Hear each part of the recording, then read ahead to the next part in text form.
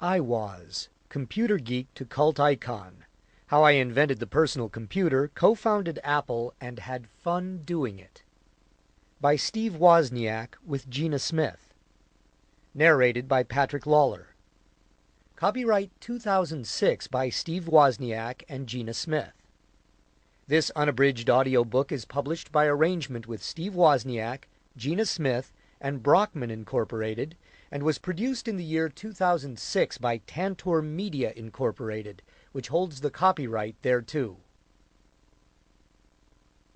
Chapter 1. Our Gang, The Electronics Kids.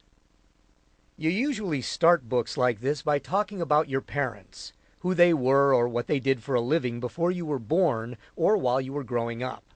But the thing is, I never did know for sure what my dad did for a living.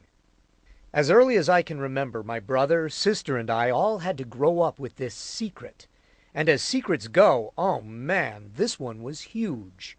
We weren't even allowed to talk about his work or ask questions about it in the house.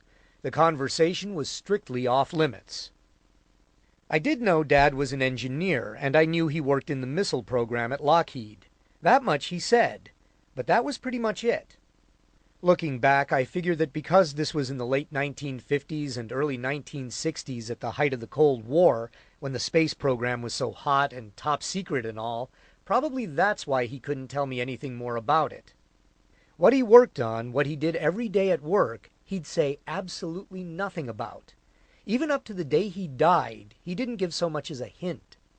I remember how in 1960, when I was 10, I finally understood why he'd never be able to. He said it was because he was a man of his word. Once, when he was explaining why you should never lie under oath in court, that's what he said. I'm a man of my word. Now, on my own, I managed to put together little bits and pieces.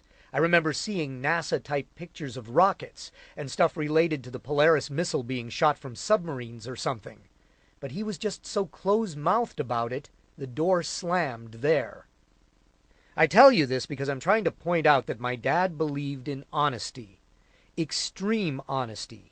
Extreme ethics, really. That's the biggest thing he taught me.